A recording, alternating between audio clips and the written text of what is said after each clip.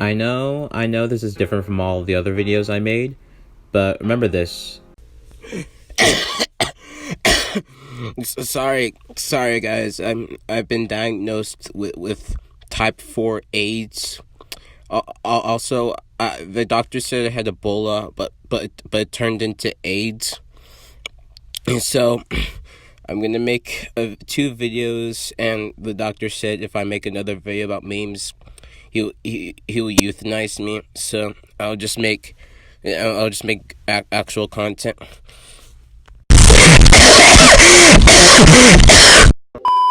So, before we get started, let's give our brief overview of what I'm going to talk about. In this video, we will talk about the Voyager program, as you can tell by the title, but we're going to discuss the events leading to the program and the reasons why it exists. Let's get started with the beginning and move on into the history leading up to the Voyager interstellar mission.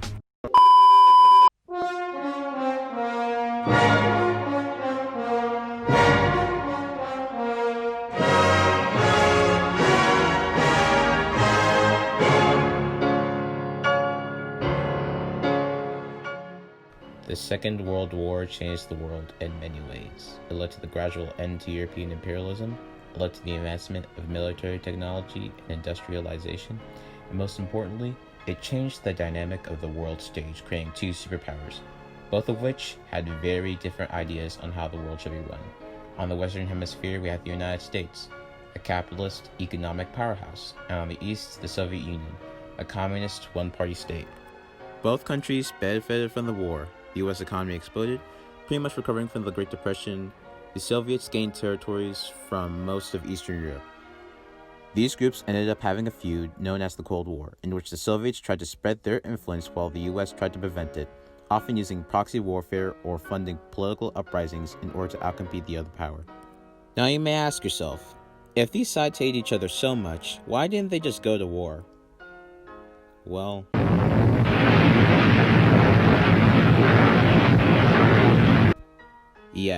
Yeah, that's why. The 2 sides also competed in other methods, most notably in technology. Who can make the fastest plane, who can make the best computers, who can make the best bomb, and the most central topic to this video, who can get to space first? The answer is obviously the Soviets. But wait, the US also got to space? Oh, never mind. The Soviets play the dog there, so they're obviously first. But don't worry. Never mind. They also play a guy there. This isn't going as well as we thought. The Soviets were surprisingly very successful in the space race, making up most of the results for the first in space history. However, the US lacked in rocket power, they made up for in competing potential. The US had some of the best computers in the world, and with the combined might of the Soviet technology, JFK and Khrushchev can finally put their differences aside and use their combined might to put a man on the... That's not gonna happen.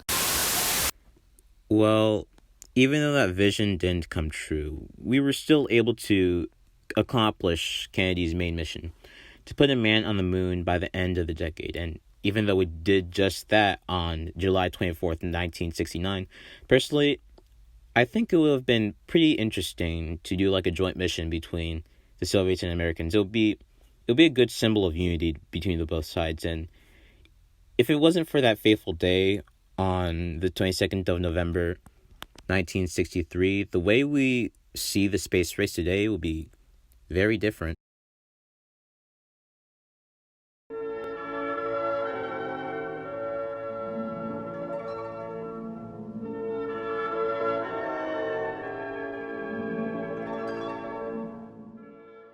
The space probes we now know as Voyagers 1 and 2 were launched on September 5th, 1977 and August 20th, 1977 respectively. They are both part of the VIM or Voyager interstellar mission, which purpose was to expand space exploration to the outer limits of the sun's sphere of influence. However, this was only its secondary mission. Its primary mission was to explore the outer gas giants, and that was accomplished in the year 1989 with the close flyby of Neptune by Voyager 2 and the flyby of Jupiter and Saturn by Voyager 1. Each spacecraft was 773 kilograms, held 105 kilograms of scientific material, and they're built to withstand the harsh radiation from outer space, and they can even take photos from space, such as these images. Now you may be asking, how did it get so far up into space so fast? Well, it's fairly simple. Remember when I said that they flew by Jupiter? The massive gravity of Jupiter slingshot the two probes to speeds of 25 kilometers per second, directing Voyager 2 to Saturn and Uranus, and Voyager 1 to the outskirts of the cosmos.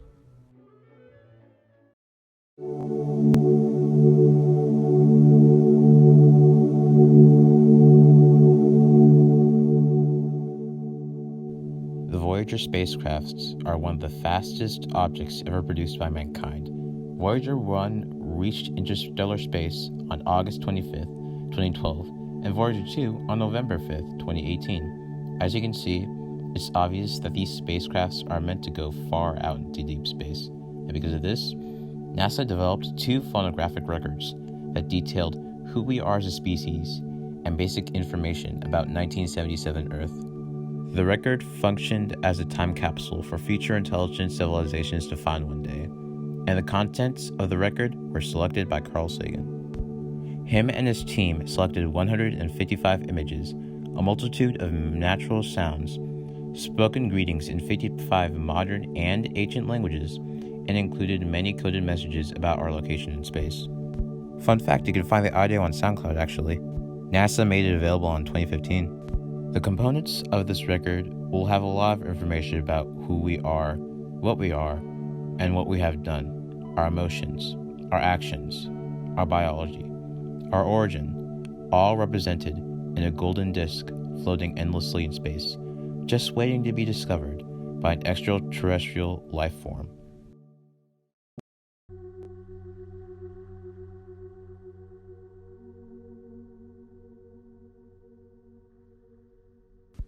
On the 14th of February, 1990, a photograph was taken on Voyager 1, about 6 billion kilometers away from Earth. 10 years prior, when the spacecraft passed Saturn, Carl Sagan proposed that the spacecraft take one last photo of Earth. The idea had no scientific merit, but his argument was that it would be a meaningful representation and perspective of our place in the universe. This is that photo. The arrow is pointing to Earth, our home. In 1994, in Carl Sagan's book, A Pale Blue Dot, he comments on what he truly feels about the photo.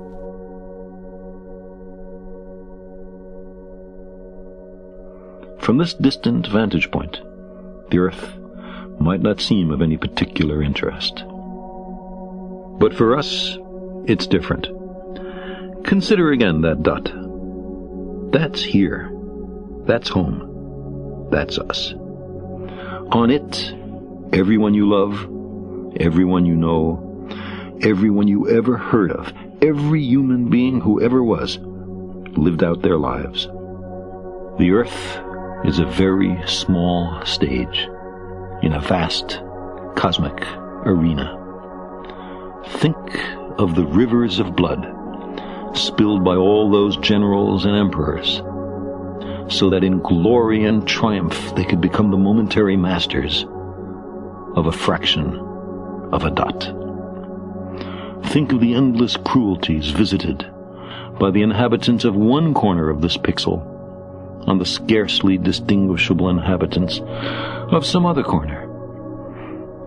Our posturings, our imagined self-importance, the delusion that we have some privileged position in the universe, are challenged by this point of pale light.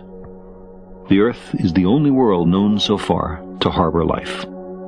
There is nowhere else, at least in the near future, to which our species could migrate. Visit? Yes. Settle? Not yet.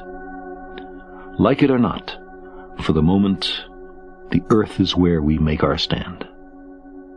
It has been said that astronomy is a humbling and character-building experience.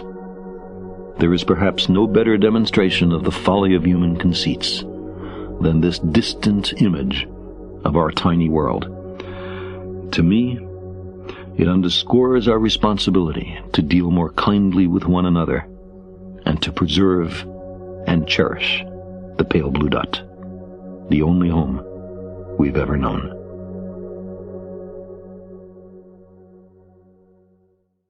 Thank you guys so much for sticking through this video. It took me a while to finish this, and I hope you guys learned something new, or at least enjoyed watching. I'll make another video soon, probably about Pablo Escobar, but until then, I'll see you later.